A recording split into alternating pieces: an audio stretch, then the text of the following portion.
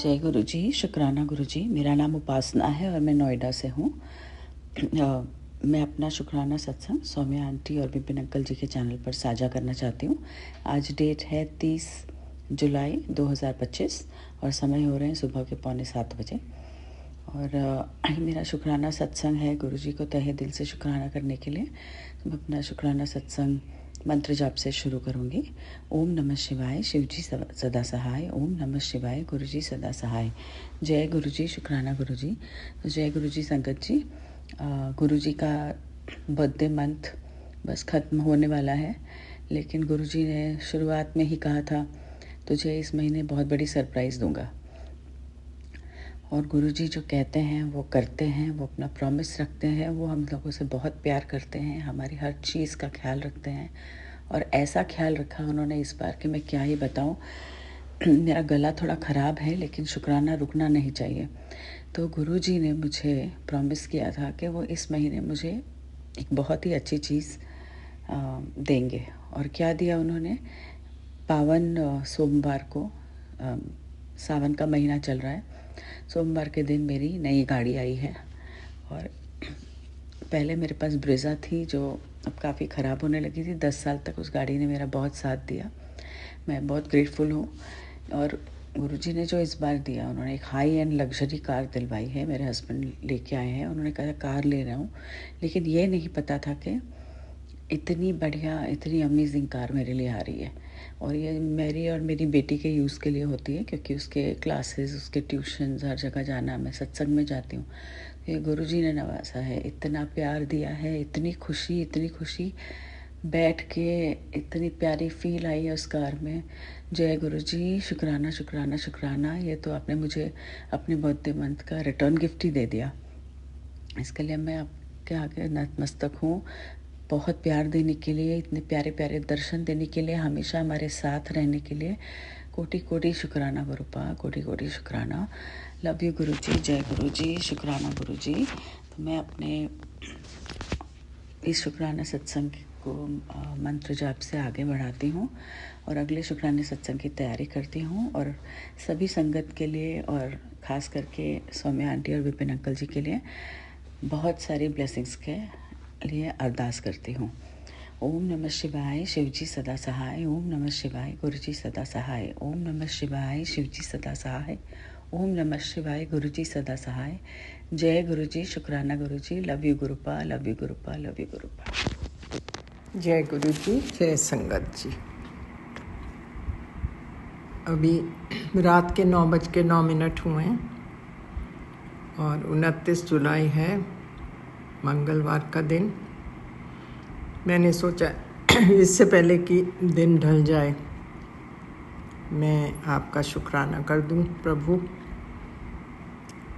विपिन जी और सौम्या जी के प्लेटफॉर्म पर। ओम नमः शिवाय, शिव जी सदा सहाय। ओम नमः शिवाय, गुरु जी सदा सहाय। हे प्रभु, हे ईश्वर, आपके श्री चरणों में कोटि कोटि प्रणाम, कोटि कोटि शुक्राना हर एक ब्लेसिंग के लिए और एक नया दिन दिखाने के लिए महाराज। मैं अभी सत्संग ही पढ़ रही थी आपके। In fact most of my time goes in reading satsangs only. Unfortunately कई बार क्या होता है कि जो सुनने वाली बात होती है, कई आंटी लोग बिल्कुल ही धीमी आवाज़ में बात करती हैं, जो कि ना तो सुनाई देता है ना ही समझ आता है। फिर इतने फ्रस्ट्रेट हो के वो सत्संग को, अब कान से मोबाइल चिपकाए रखो, that is also not healthy. So कम से कम जब ये सत्संग रिकॉर्डिंग करते हैं, they should sift out such satsangs which are not audible at all. इसमें मेरा कोई पर्सनल वेंडेटा नहीं है किसी के साथ, ये बड़ी प्रैक्टिकल बात मैं कर रही हूँ। And I am sure most of the people must be irritated by this kind of thing. So जो भी चैनल इनको हैंडल करता है, एटलीस्ट इतना तो आवाज़ आए ना कि सुनाई दे जाए। वो विस्पर करते हैं लिटरली, और मुझे समझ नहीं आती वो किससे बात कर रहे हैं. When they are speaking on a mic they should understand कि they are suppose to be volume ठीक होनी चाहिए, neither very loud nor very low. So ये मेरा एक छोटा सा रिक्वेस्ट है Guruji Maharaj. I am not being rude but I am just telling you the truth. अच्छा, और फिर ये नहीं कि मैं अवॉइड करना चाहती हूँ कोई भी सत्संग. होता क्या है, 3-4 सत्संग एकदम आ जाते हैं, एक के बाद एक, एक के बाद एक. अब उसमें से I have to select. Either I take up my health वाला पहले, और I take up about my son who is in problem. इसी बस कन्फ्यूजन में कोई भी सत्संग मैं कम्प्लीटली सुन नहीं पाती हूँ. So Maharaj, you will have to forgive me for all this, but I genuinely mean it कि मेरा ऐसा कोई इंटेंशन नहीं होता है. लेकिन when you have to select between your son's life and your own health, as a mother naturally I will select my son's. और मैं बहुत बार पढ़ चुकी हूँ, उनके पाठ भी पढ़ चुकी हूँ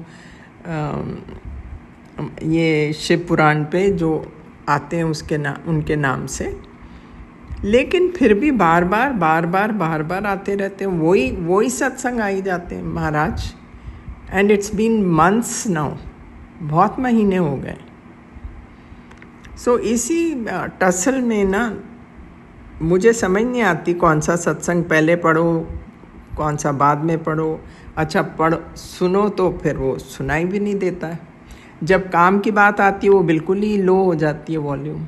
मुझे समझ नहीं आती कि उसका फ़ायदा क्या है सत्संग करने का. जब दूसरा सुन ही नहीं पाए तो उसका क्या फ़ायदा है.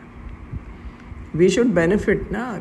कोई उपाय आपने अगर बता रखा है, दे शुड स्पीक क्लियरली कि ये उपाय है.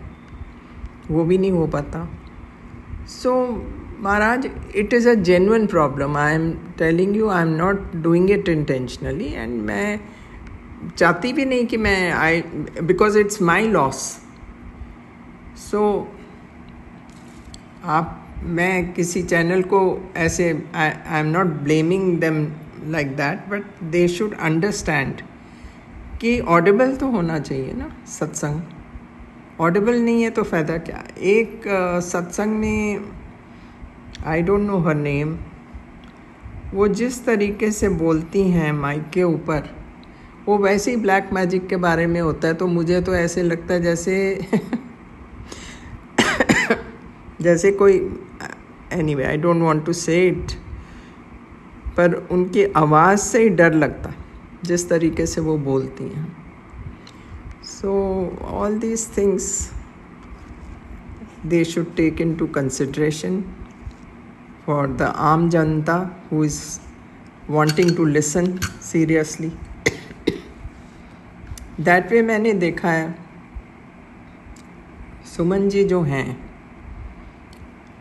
no doubt they have to spend hours and hours in recording and all this. She is very clear. वो कहते जो नहीं ऑडिबल हैं हम उनको फिर नहीं लेते हैं. and that's the right thing to do. I mean सारा कुछ तो चैनल वाले अपने पे नहीं ले सकते ना. Even people who are recording, they should be responsible enough to speak clearly. So इतना कह के महाराज, आई एम सॉरी. मैं एक्चुअली जो चीज़ ठीक नहीं है मैं उसको बोले बिना रह नहीं पाती. इसको पर्सनली कोई ना ले. I only mean well for everybody, that's it. So ये कहते हुए और आपसे फिर भी मैं क्षमा मांगती हूँ अगर आपको ऐसा लगता है कि मेरे में घमंड आ गया है या मैं सुनती नहीं हूँ आपकी बात. That's the last thing on my mind Guruji Maharaj. आपकी बात नहीं सुनने का मतलब कहाँ जाना है. You are the ultimate. So ये कभी नहीं आप सोचिएगा कि आपकी बात नहीं मैं सुनना चाहती. मैं इनफैक्ट इसी काम में लगी रहती हूँ सुबह से रात तक, आप मानोगे नहीं. सो ये कहते हुए मैं अपने सत्संग को विराम देती हूँ और आपका मंत्र जाप करके कल सुबह फिर अमृत वेले में मैं हाजिर होंगी। ओम नमः शिवाय। शिव जी सदा सहाय। ओम नमः शिवाय। गुरु जी सदा सहाय। जय हो मेरे मालका, जय हो।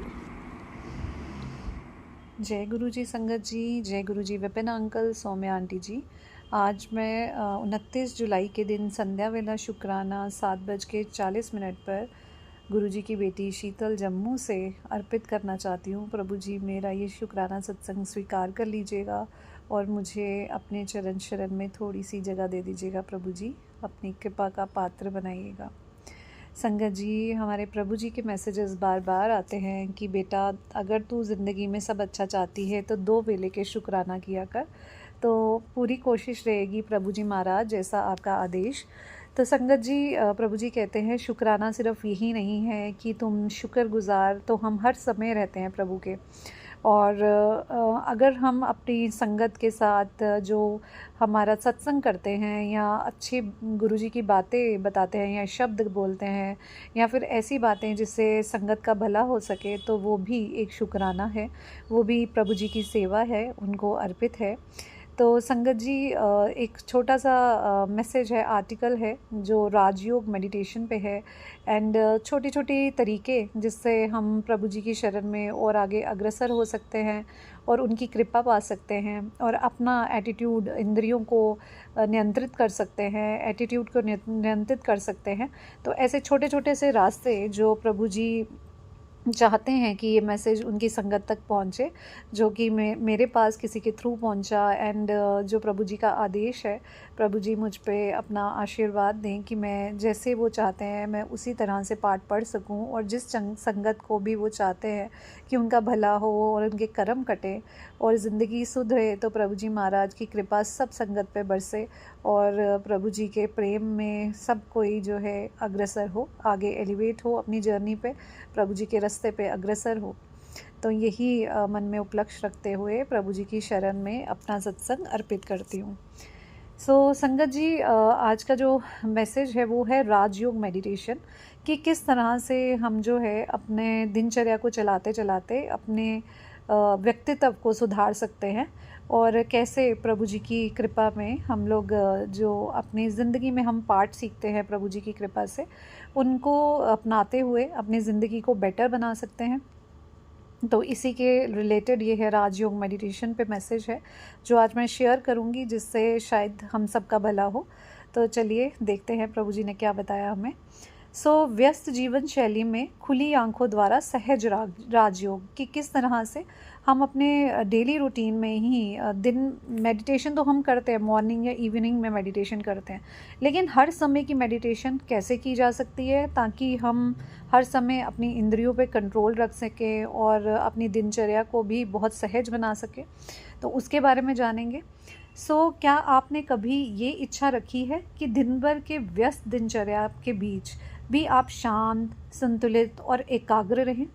यदि आप अपनी आंखों को हल्के से खुली रखते हुए भी अपने चारों ओर की हर चीज़ के प्रति पूर्ण जागरूकता बनाए रखते हैं और अपने भीतर गहराई से शांति का अनुभव करते हैं, तब जीवन भीतर से खिलने लगता है, शांत, स्पष्ट और अर्थपूर्ण हो जाता है। विभिन्न संस्कृतियों और परंपराओं में योगियों और संतों की छवियों में एक मुद्रा विशेष रूप से उभरती है, ध्यान की अवस्था में हल्के खुले नेत्रों से अपने अंदर की यात्रा। आंखें ना पूरी तरह बंद जिससे संसार से कट जाए, ना पूरी तरह से खुली जिससे इंद्रियां भटक जाएं। ये कोमल दृष्टि संयोग से नहीं होती, ये संतुलन का प्रतीक है। संसार में रहना पर उससे अलग या उपराम बने रहना। राजयोग की इस आध्यात्मिक अंतरात्मा से जुड़ने के अभ्यास में ये केवल एक शारीरिक मुद्रा नहीं है, बल्कि एक नया दृष्टिकोण है, एक नया देखने व होने का तरीका है।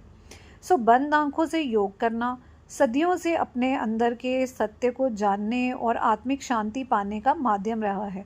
ये अभ्यास हमें बाहरी शोर से दूर ले जाकर आत्मा की गहराई में स्थिर कर देता है। ये विधि कईयों और आंतरिक शांति देती है, परंतु एक और मार्ग है, खुले नेत्रों की कोमल जागरूकता, जो इसी शांति को जीवन के हर क्षण में अनुभव करा सकता है। सो ये मेडिटेशन का ही दूसरा रूप है जो कि हम खुली आंखों से मतलब मिड वे में आधे खुले नेत्रों से अभ्यास कर सकते हैं पूरे दिन में। सो राजयोग हमें ये संभावनाएं देता है कि हम खुली आंखों के साथ योग करें, ना केवल संसार को देखने के लिए बल्कि आत्मिक दृष्टि से देखने के लिए। सो केवल शांति में बैठने के लिए नहीं बल्कि शांति में जीने के लिए।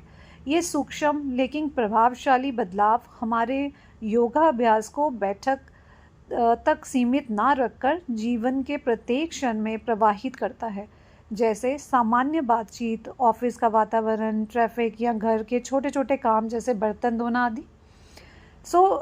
योग अभ्यास में हल्के खुले नेत्रों का रहस्य क्या है ये जानेंगे। योगियों की ये दृष्टि कोई रहस्यमय मुद्रा मात्र नहीं बल्कि एक ही शक्तिशाली तकनीक है जो आध्यात्मिक ज्ञान में निहित है।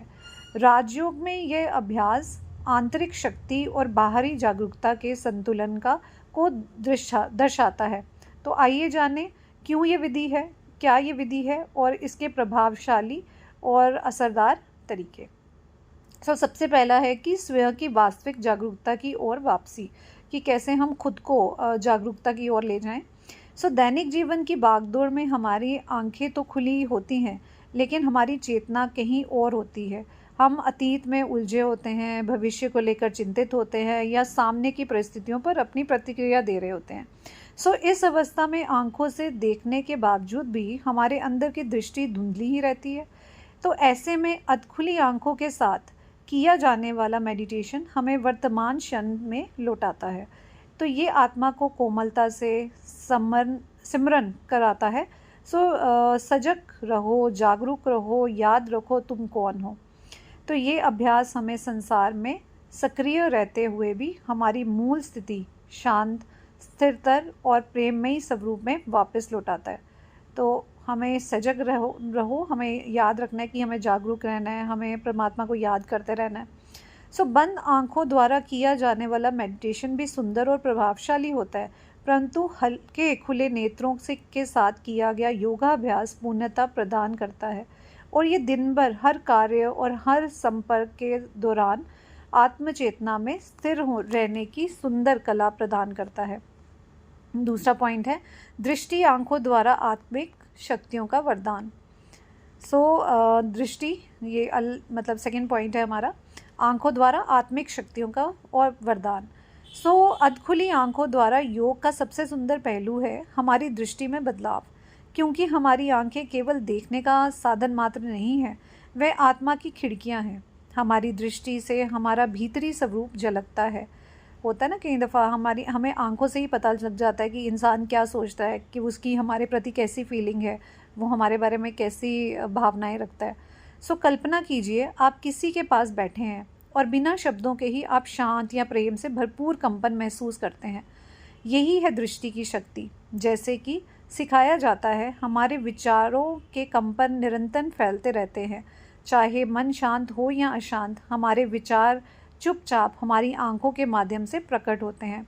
जब हम खुली आंखों से राजयोग का अभ्यास करते हैं तो हम स्वयं को खुद और श्रेष्ठ संकल्पों में दृढ़ता से स्थिर रहना सिखाते हैं। ऐसे संकल्प जो करुणा, सम्मान और शक्ति से परिपूर्ण होते हैं, यही संकल्प हमारी दृष्टि द्वारा दूसरों तक पहुंचते हैं और निःशब्द रूप से उनके हृदय को छू लेते हैं। यह इस पर नहीं निर्भर करता कि आप क्या देख रहे हैं, बल्कि इस पर कि कैसे देख रहे हैं। राजयोग में जब हम शांत पवित्र विचारों को क्रिएट करने का अभ्यास करते हैं तो हमारे ये कंपन चुपचाप पर बहुत असरदारी ढंग से हमारी आंखों से दूसरों तक पहुंचते हैं। घर में, ऑफिस में, समाज में यह सूक्ष्म ऊर्जा एक निःशब्द सेवा बन जाती है। कुछ करने की ज़रूरत नहीं। जब हम स्वयं को जागरूकता में रखते हैं तो हम एक प्रकाश स्रोत बन जाते हैं और इससे उत्पन्न होने वाली सूक्ष्म तरंगें दूसरों के मन को छूकर उन्हें प्रभावित करती हैं।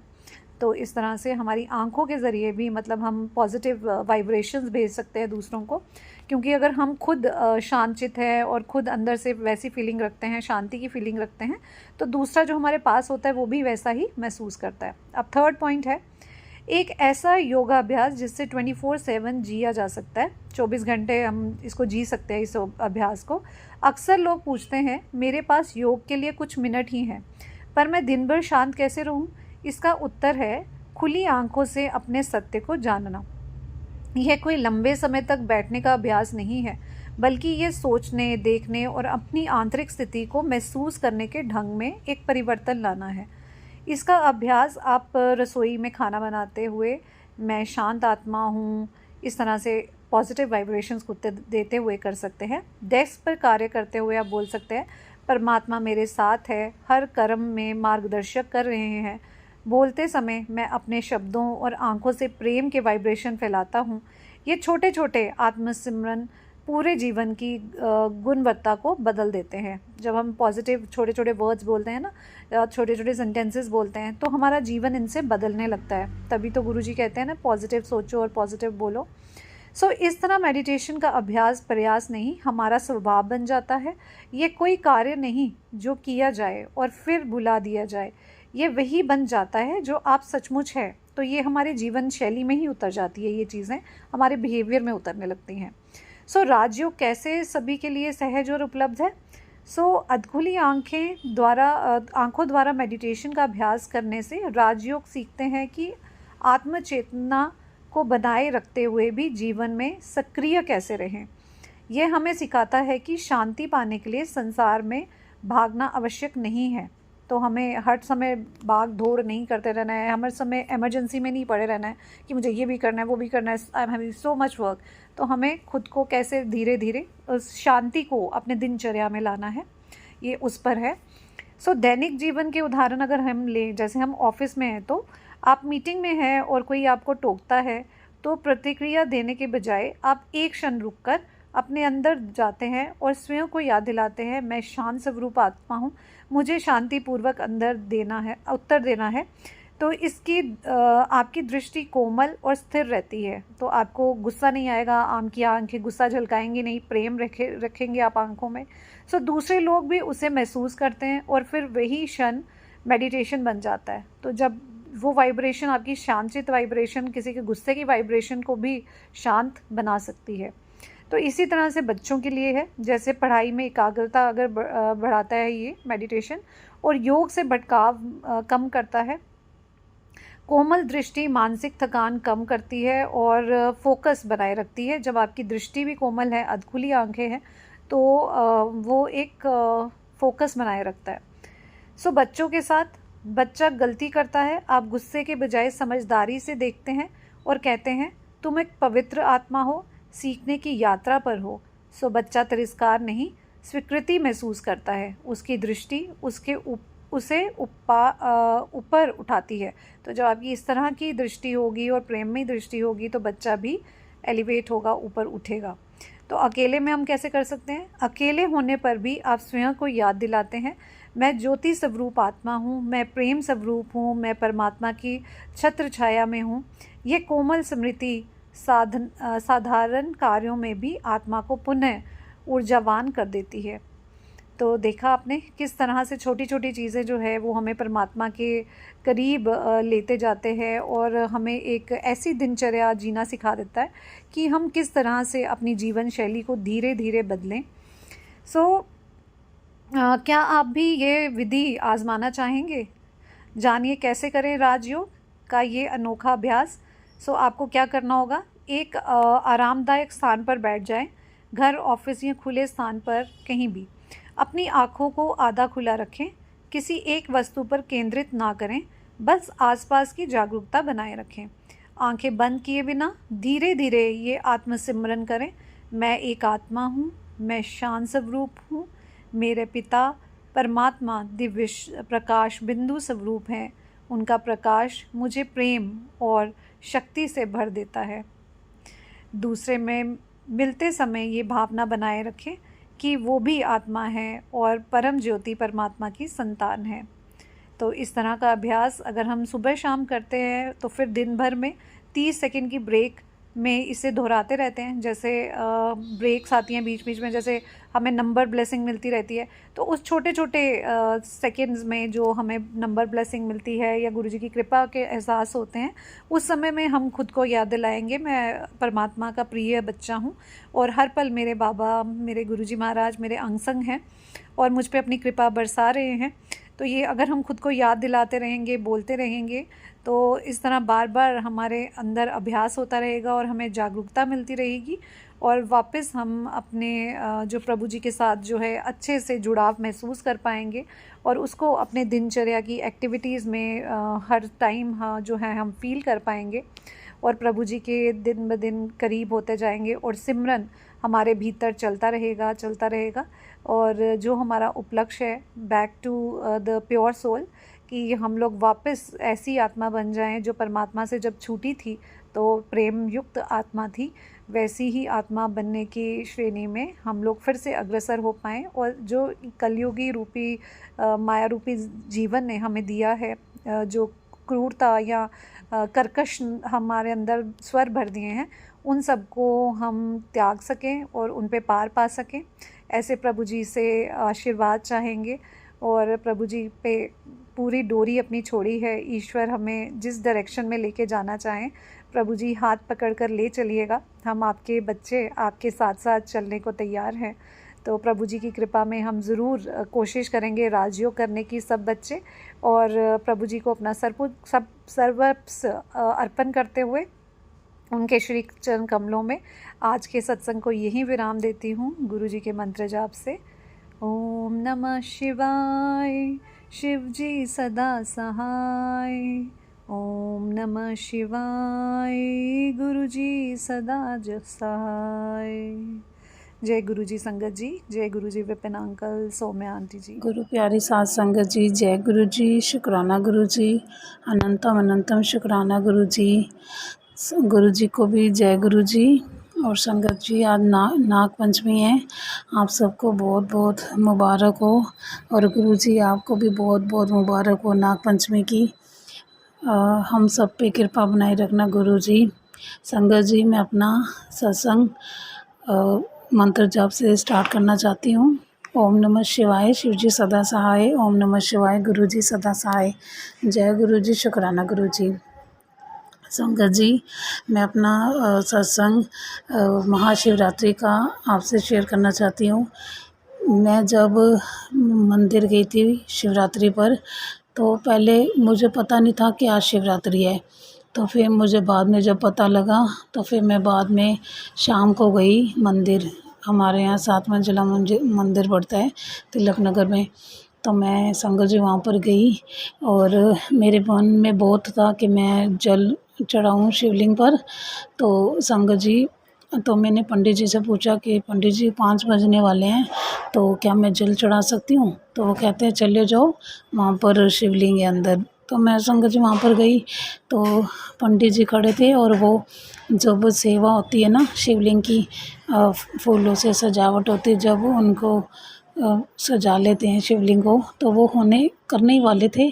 तो मैं जस्ट जैसे गई, मैंने लोटा उठाया और जल्दी से जल भरा और मैंने शिवलिंग पर चढ़ा दिया। तो मैंने शुक्राना बोला, गुरु जी आप जी का कोटान कोट शुक्राना, आप जी ने मुझे मौका दिया महाशिवरात्रि पे जल चढ़ाने का। तो संगत जी, उसके बाद पंडित जी ने फिर वो सेवा स्टार्ट कर ली। संगत जी, तो आज का भी सत्संग आपसे शेयर करना चाहती हूँ कि संगत जी, मुझे ना बहुत दिन से बहुत मतलब कि बहुत बुरे सपने आ रहे हैं, बहुत ज़्यादा। मैं सुइयाँ इकट्ठी कर रही हूँ, कपड़े सिलने वाली जैसे होती है ना, सुई धागा जैसे होता है, वो सुइयाँ इकट्ठी कर रही हूँ। फिर मुझे बहुत नेगेटिव सपने दिखाई दे रहे हैं कि मेरे से पता नहीं क्या क्या हो रहा है, मुझे कुछ याद तो नहीं आ रहा मुझे, मगर मैंने इतना नोट किया है कि मेरे पे ना बहुत नेगेटिव अभी किसी ने कुछ क्रिया की हुई है। गुरुजी के भी बहुत मैसेज आ रहे हैं कि तेरे ऊपर मारण क्रिया फिर दोबारा तो की गई है, ताई तेरी हालत ख़राब हो रही है, तबीयत ख़राब हो रही है। मैं परसों भी डॉक्टर गई थी संगत जी, वहाँ पर भी मेरे मतलब कि डॉक्टर ने अल्ट्रासाउंड टेस्ट वगैरह लिखे हैं जो मैंने अभी नहीं करवाए। और तबीयत भी ठीक नहीं थी मेरी। तो संगत जी अभी भी गुरुजी मेरे सामने ही हैं, टीवी पर गुरुजी का स्वरूप आ रहा है। तो संगत जी आज मम्मी ने पहले कुछ शबद गुरबानी लगाई थी, तो उसके बाद 2 बजे के करीब टीवी पर अपने आप ही सत्संग स्टार्ट हो गया। तो वो प्लेलिस्ट थी 2 घंटे की। तो संगत जी मम्मी ने बोला 3 बजे तक कि मैं चेंज कर लूँ, कुछ और लगा लूँ। तो मैंने बोला नहीं मम्मी रहने दो, गुरुजी का सत्संग है तो चलने दो। आज गुरुजी ने खुद ही प्लेलिस्ट लगा दी 2 घंटे की। तो जो उनका हुक्म हो, तो वो संगत जी फिर सत्संग चलता रहा टीवी पर। तो मैं नहाने चली गई, मम्मी गुरुद्वारे चले गए। तो संगत जी मैं जैसे ही नहा के आई तो मैंने विंडो ओपन की हुई है, तो वहाँ पर एक ऑरेंज कलर की बटरफ्लाई मुझे दिखी। तो मैं इतनी खुश हो गई, और वो बटरफ्लाई थोड़ा घूम के ना राउंड लगा के तो चली गई। तो मैंने शुक्राना Guruji, love you Guruji, thank you so much Guruji बोला। मेरा मन बहुत खुश हो गया कि गुरुजी ने पता नहीं कौन से हमारे संकट काटे हैं, हमें नाग पंचमी पर दर्शन दिए। और मुझे मैसेज भी दिखा था कि मैं आज तुझे 2 रूपों में दर्शन दूंगा। तो जैसे ही बटरफ्लाई हमारे घर से होकर आगे गई रोड तरफ, तो वहाँ पर एक लाल चोले में एक बाबा जी आ रहे थे, जो आते हैं ना कुछ मांगने के लिए। तो वो आए, उन्होंने रेड कलर का चोला डाला हुआ था। तो मेरा मन बहुत खुश हुआ। मैंने बोला जय गुरुजी, शुक्राना गुरुजी, लव यू गुरुजी, आप बहुत अच्छे हो, आप जो कहते हो वो करते हो, मगर आप अनजान हैं, हमें नहीं समझ आती। बहुत से सत्संग आते हैं यूट्यूब पर, तो जो भी फ्लैश होते हैं, तो गुरुजी ने कभी कभी कोई सत्संग सुना देते हैं जो मुझे लगता है हाँ ये मेरे लिए होगा। तो मैं वो जैसे ही ओपन करती हूँ उसमें 7 नंबर तो होता ही होता है, या 777 या 7। गुरुजी 7 नंबर से भी बहुत ब्लेस करे। थैंक यू सो मच गुरुजी, ऐसे ही कृपा बनाए रखना, अपने से कभी दूर मत करना। और मेरे से जो भी गलतियाँ हो रही हैं जाने अनजाने या जानबूझकर, तो मुझे क्षमा कर देना। और जो भी नेगेटिव एनर्जी है वो दूर कर देना गुरुजी। और जो भी मेरी प्रॉब्लम्स हैं उनको सॉल्व कर दो गुरुजी। सब कुछ आप जाने जानो, आपको सब कुछ पता है कि मैं किस परेशानियों से गुज़र रही हूँ। मुझे अपना मकान ब्लेस कर दो गुरुजी, जहाँ पर मैं आपके साथ खुश रहूँ। मेरे मन में बहुत अरमान है, और कुछ परेशानियाँ भी चल रही हैं। जो मकान मालिक है वो हमारी सिस्टर ही है, और वो मैं कह रही कि घर खाली करने के लिए, तो 1 सितंबर तक उसने बोला घर खाली करने के लिए। तो मैं वही कह रही हूँ कि गुरुजी आप हमारी लाज रखना, और इतनी खुशियाँ देना कि सब देखते रह जाएं कि ये कृपा कहाँ से आ रही है। तो मैं बोलूँ कि ये तो मेरे गुरु पाक की रहमत बरस रही है, गुरु पाक की मेहर है, उन्होंने सब कुछ दिया है। तो मैं आपका शुक्राना करूँ गुरुजी। और संगत जी आज सुबह भी मुझे 2 मोर रूप में दर्शन हुए। 2 कलर के सूट थे, एक ऑरेंज, एक शायद स्काई ब्लू कलर का। तो मेरी सिस्टर कह रही कौन सा कलर तुम्हें लेना है, तो मैं उनको कह रही हूँ कि मुझे ये वाला कलर दे दो। तो उसमें मोर वाली एम्ब्रॉयडरी हुई पड़ी है। तो मुझे वैसे भी मोर बहुत अच्छे लगते हैं, और एम्ब्रॉयडरी भी मोर वाली मैं काफ़ी टाइम से कह रही हूँ कि मुझे मोर वाली कढ़ाई वाला सूट लेना है। तो क्या पता गुरुजी सूट ही दिलवा दे मोर की एम्ब्रॉयडरी वाला। तो थैंक यू सो मच गुरुजी, मैं आपका बहुत बहुत धन्यवाद करती हूँ। मम्मी को भी ब्लेस करना, और मम्मी की तरफ से भी शुक्राना करती हूँ। आपने मम्मी को भी ब्लेस किया, और कृपा बनाए रखना, उनको अच्छा स्वास्थ्य बख्शना गुरुजी, और मुझे भी हेल्थ बख्शना, और सब संगत पर कृपा करना। विपिन अंकल जी, सौम्या आंटी जी को भी ब्लेस करना, खुशियाँ उनके घर में आती रहें और वो भी खुश रहें, सारी संगत खुश रहे, हम भी खुश रहें गुरुजी, और हम शुक्राना करते रहें। मैं अपना सत्संग यहीं पे विराम करना चाहती हूँ मंत्र जाप से। ओम नमः शिवाय, शिव जी सदा सहाय। ओम नमः शिवाय, गुरु जी सदा सहाय। जय गुरु जी, शुक्राना गुरु जी, अनंतम अनंतम शुक्राना गुरु जी। जय गुरु जी संगत जी। जय गुरु जी, शुक्राना गुरु जी। मैं ये सत्संग विपिन भैया और सौम्या आंटी जी के चैनल पर 24 जुलाई दिन के 3 बज रहे हैं, मैं शेयर करना चाहती हूँ। पहले मैं गुरु पाक का मंत्र जाप करूँगी। ओम नमः शिवाय, शिव जी सदा सहाय। ओम नमः शिवाय, गुरु जी सदा सहाय। संगत जी, मैं ये शुक्राना सत्संग 24 जुलाई को लिख रही हूँ। गुरु जी की ऐसे तो हम सब पे हरदम कृपा रहती है। गुरु जी ने हमेशा हमारा हाथ कस कर पकड़ा होता है, लेकिन ये हम लोग हैं जिन्हें लगता है कि गुरुपा हम पता नहीं हमारा हाथ पकड़ा है या नहीं। संगत जी, ये शुक्राना आज मैं बहुत समय के बाद कर रही हूँ। इसके लिए मैं गुरुपा से क्षमा मांगती हूँ। बहुत टाइम बाद मैंने ये शुक्राना सत्संग किया है, तो उसके लिए मैं गुरु जी से माफ़ी मांगती हूँ। गुरुपा मुझे माफ़ करना। गुरु जी की काफ़ी कृपा और चमत्कार हमने देखे हैं, और आज मैं ये गुरुपा का शुक्राना, जो गुरु जी ने हमें ब्लेस किया, खुशियाँ दी, हमें नया नया ज्ञान दिया, हमें अच्छी सोच दी, अच्छी समझ दी, उसके लिए ये शुक्राना मैं गुरुपा का धन्यवाद करना चाहती हूँ कि गुरुपा ने मेरे बच्चों पे भी बहुत कृपा की है। संगत जी, 2024 में गुरु जी का नाती जब 10th क्लास में था और उसके वार्षिक एग्ज़ाम मार्च 2025 में होने वाले थे, लेकिन बेटे के हालात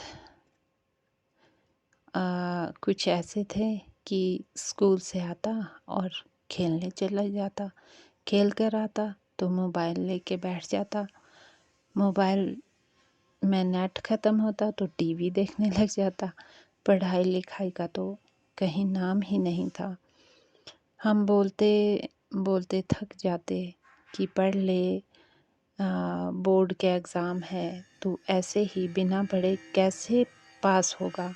लेकिन बेटे पर कोई फ़र्क नहीं, इसका यही हाल चला रहा। मैं संगत जी बहुत परेशान हो चुकी थी। फिर मैंने गुरु जी से अरदास लगाई कि गुरुपा, अब आपने नाती को अपने ही इस पर अपनी ही कृपा कीजिए, इसे संभालिए, इसे कुछ तो टेंशन हो कि मेरे एग्ज़ाम है, मुझे पढ़ना है। और संगत जी, उसके बाद इसके पेपर हुए और मार्च में इसके पेपर हुए, तो कहता रहा कि पेपर तो अच्छे हुए हैं, लेकिन मेरा मन नहीं मान रहा था और मैं अंदर से बहुत डरी हुई थी।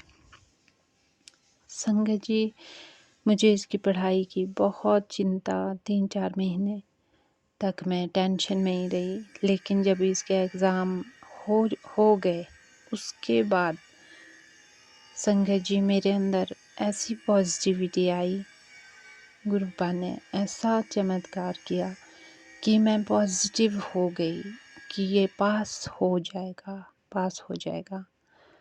और संगत जी, वही हुआ। गुरुपा की इस पर असीम कृपा हुई और इसके इतने अच्छे नंबर आए कि हम खुद भी हैरान हो गए कि ये कैसे हुआ। तो उसके लिए गुरुपा का मैं यहाँ शुक्राना करती हूँ, इस बात के लिए कि गुरुपा नामुमकिन को भी मुमकिन कर देते हैं। उसके लिए गुरुपा का शुक्राना। यहाँ तक कि इसके टीचरों को भी ऐसे लगता था कि ये बच्चा क्लास में फ़ेल हो जाएगा, लेकिन ऐसा कुछ भी नहीं हुआ और इसके बहुत ही अच्छे नंबर आए। उसके लिए मैं गुरुपा का धन्यवाद करती हूँ, शुक्राना करती हूँ। गुरुपा का अनंतम शुक्राना। उसके बाद संगत जी गुरपा ने बेटे को अच्छे स्कूल में +1 में एडमिशन दिलवाई और इसके लिए भी गुरपा का मैं शुक्राना करती हूँ। गुरु जी की महिमा अपरंपार है। संगत जी दूसरी कृपा गुरु जी ने ऐसी की कि मुझे 31 मई 2025 को अपने समाधि दिवस पर डुगरी मंदिर बुलाया। हमारी जो बस की बुकिंग यहाँ से हुई थी संगत जी, वो अप्रैल में हो चुकी थी, लेकिन वो बीच में कुछ ऐसे कारणों की वजह से वो बुकिंग कैंसिल हो गई। जो अंकल जी हमें डुगरी यात्रा पर ले जा रहे थे, उनका कहना था कि अभी देश के कुछ हालात ठीक नहीं हैं, क्योंकि संगत जी उस समय भारत और पाकिस्तान का युद्ध शुरू हो चुका था। तो हम सब घबराए हुए थे कि कैसे जाएंगे, क्या होगा। इस कारण से ये यात्रा कैंसिल हुई और फिर गुरु जी की कृपा से सब एकदम से ठीक हुआ और हम संगत जी डुगरी मंदिर गए। संगत जी इन सब हालातों के बीच की मैं बात बताती हूँ कि जब ये युद्ध चल रहा था तो मैं गुरु जी से मन ही मन बात कर रही थी कि गुरुपा मैं तो कैसे आपके मंदिर आ पाऊँगी, ये युद्ध तो बंद ही नहीं हो रहा, मुझे तो चिंता हो रही है संगत जी। उसके अगले दिन यूट्यूब में मैसेज आता है कि मैंने तुझे इतनी बार डुगरी बुलाया, लेकिन इस बार तेरा कोई बहाना नहीं चलेगा। जब डुगरी आएगी तो मेरे लिए जुत्ती लेते आना। संगत जी मैं तो हैरान परेशान कि गुरुपा ने मुझे क्या मैसेज भेजा है कि मेरे लिए जुत्तियाँ लाना, और मन में मैं सोचती रही कि क्या ये मैसेज मेरे लिए ही है। संगत जी मेरा पूरा मन था गुरुपा को जुत्तियाँ ले जानी है, लेकिन 28-29 मई को जब मैं बाज़ार गई जुत्तियाँ लाने और कुछ अपना सामान लाने, तो संगत जी वहाँ मेरा मन नेगेटिव हो गया कि मैं मन में ही सोचने लगी कि गुरुपा को जुत्तियाँ ले जाऊंगी तो बाकी संगत मुझे क्या कहेगी कि ये गुरुपा के लिए लाई भी तो क्या जुत्तियाँ। संगत जी मैं खाली हाथ घर आ गई और डुगरी जाने के लिए पैकिंग करने लगी और मन में सोचने लगी कि चलो जुत्तियाँ कभी किसी और टाइम ले जाऊंगी, अभी मुझे संगत आंटियाँ क्या कहेंगी कि ये क्या गुरुपा के लिए जुत्तियाँ लाई है। फूल होते, कुछ और कुछ चीज़ होती, चोला होता या कुछ भी, मतलब दिमाग ऐसे चेंज हो गया था कि पता नहीं क्या नेगेटिविटी थी। और मुझे मौसम का भी डर था कि यहाँ तो इतनी ठंड है और वहाँ पे डुगरी में तो बहुत गर्मी होगी। बल्कि मैंने एक संगत आंटी से भी ये बात कही कि आंटी वहाँ का मौसम तो बहुत गर्म होगा। संगत जी आप विश्वास नहीं करेंगे, जिस दिन हम जा रहे थे शाम के 10 बजे की हमारी यहाँ से बस बुक थी, उस दिन यहाँ बहुत बारिश हुई और उस बारिश के बाद ठंड हो गई और मैंने स्वेटर पहन ली और साथ में शॉल भी बैग में रख ली। संगत जी वो स्वेटर कोटियाँ हमने यहाँ से और जब हम फतेहपुर सिकरी गुरुद्वारे में सुबह 6 बजे पहुँचे, वहाँ तक कोटियाँ पहने रखी। गुरुपा की इतनी कृपा हुई कि गुरुपा ने मौसम ही बदल दिया। संगत जी, हम यात्रा गुरुपा की कृपा से बहुत अच्छे से कर पाए, उसके लिए शुक्राना शुक्राना। इस यात्रा में बहुत से चमत्कार भी हुए। हम नड्डा साहिब गुरुद्वारे और गुरुपा ने हमें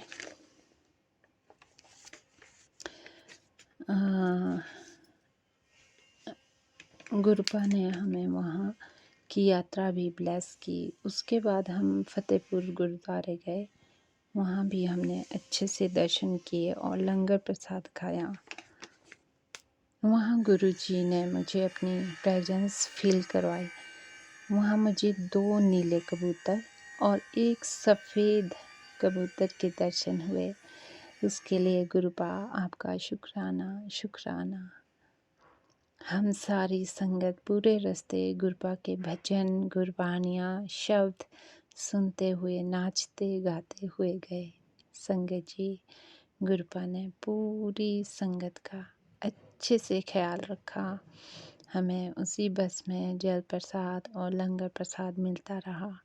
आइसक्रीम, कोल्ड ड्रिंक, हर चीज़ गुरुपा ने सारी संगत को खुशी खुशी नाचते गाते अपने जन्मभूमि पर पहुंचाया।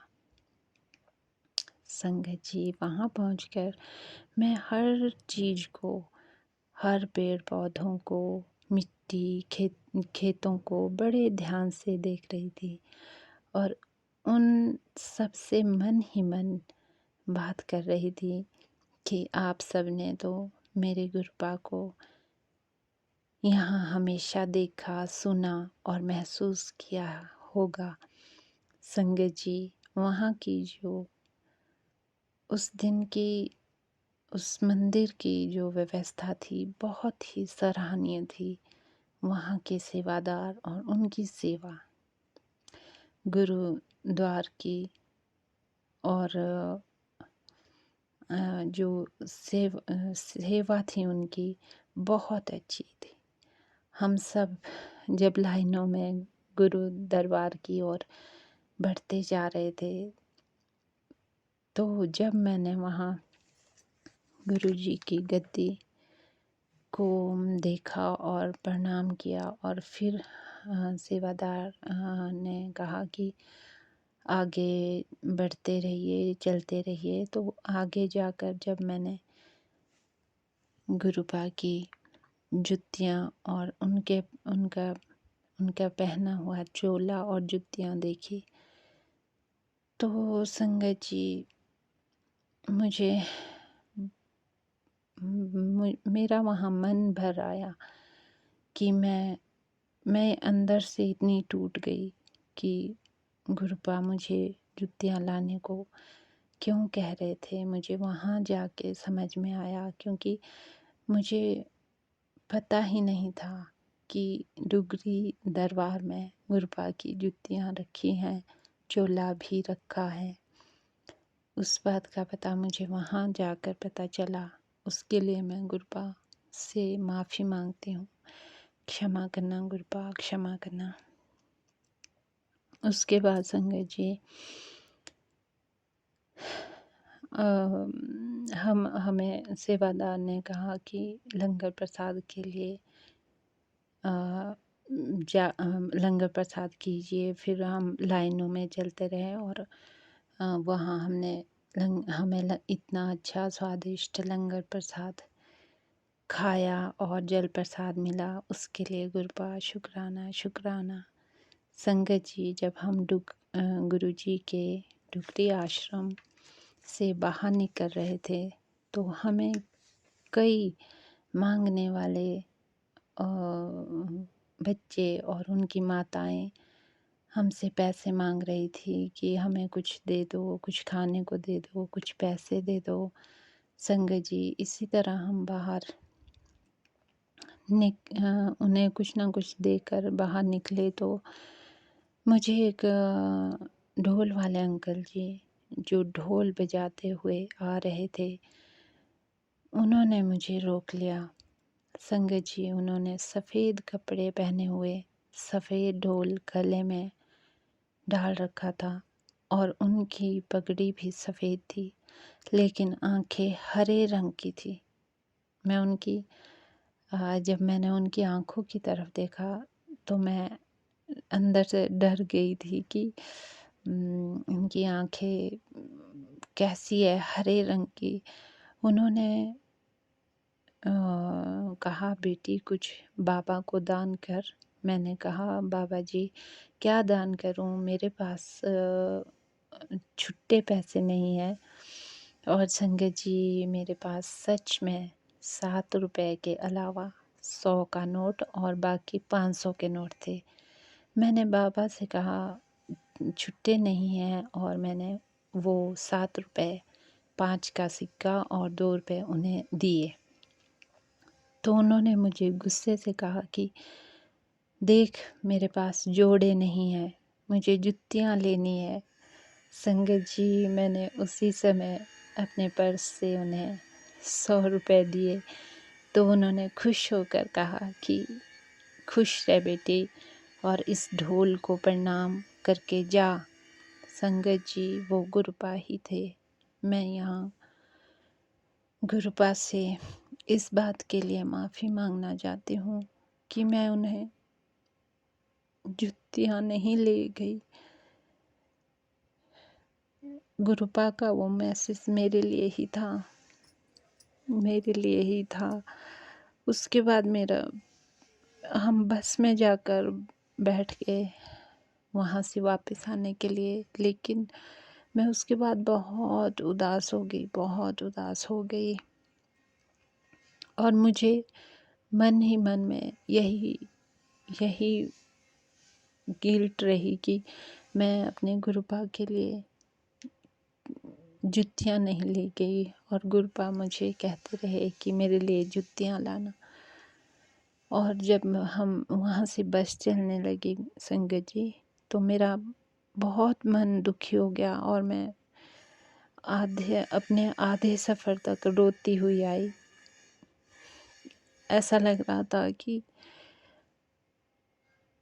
सच में जैसे एक बेटी मायके से घर को आते समय जैसे उदास होती है, मेरा वैसा मन था उस दिन।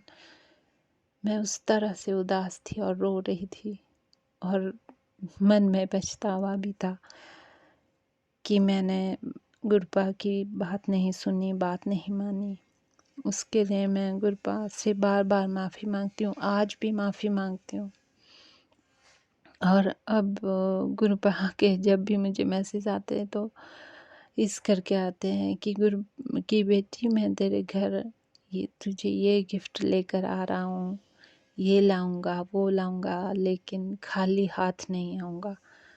तो वो मुझे बार बार एहसास होता है कि मैं गुरुपा के जन्मभूमि पे गई, लेकिन खाली हाथ। उसके लिए गुरुपा मुझे क्षमा करना, गुरुपा मुझे क्षमा कर देना। गुरुपा ने मुझे डुगरी बुलाया, इतना ब्लेस किया, उसके लिए गुरुपा शुक्राना, शुक्राना, शुक्राना। संगत जी, गुरुपा का ऐसे तो बहुत से शुक्राने होते हैं दिन भर में। कभी गुरुपा तितली रूप में हमारे सामने हमारे कष्टों को काटने के लिए आ जाते हैं, लेकिन हम इंसान हर भूल जाते हैं गुरुपा की कृपा को। और संगत जी, गुरुपा का एक और शुक्राना। संगत जी, मैं जहाँ हर मंगलवार को गुरु जी के सत्संग में जाती हूँ, वहाँ से मुझे गुरुपा ने अपनी संगत के हाथों कई उपहार दिए।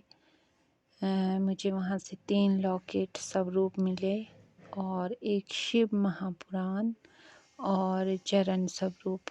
उसके लिए मैं गुरुपा का शुक्राना करती हूँ। शुक्राना गुरु जी, शुक्राना। हमारे गुरुपा तो हमेशा हम पर कृपा करते हैं, और बहुत सी हमें ऐसी ब्लेसिंग देते हैं जो हमें खुद भी याद नहीं रहती, और गुरुपा हर समय हमारे अंग संग हमारे दुखों कष्टों को अपने ऊपर लेते हैं। उसके लिए गुरुपा शुक्राना शुक्राना शुक्राना। हमारे बच्चों का ख्याल रखते हैं, उनकी हर खुशी, हर छोटी बड़ी बातों का ख्याल रखते हैं। उसके लिए गुरुपा शुक्राना शुक्राना। और मैं यहाँ सौम्या आंटी जी और विपिन अंकल जी का भी शुक्राना करती हूँ, जो हमारे सत्संग को अपलोड करते हैं और इतनी मेहनत करते हैं। गुरुपा आप पर बहुत कृपा बनाए रखे, आपका हर समय हर दुख सुख में साथ दें।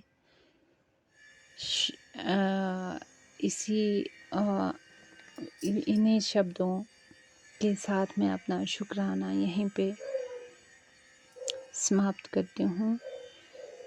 ओम नमः शिवाय, शिव जी सदा सहाय। ओम नमः शिवाय, गुरु जी सदा सहाय। ओम नमः शिवाय, शिव जी सदा सहाय। ओम नमः शिवाय, गुरु जी सदा सहाय। जय गुरु जी। शुक्राना गुरु।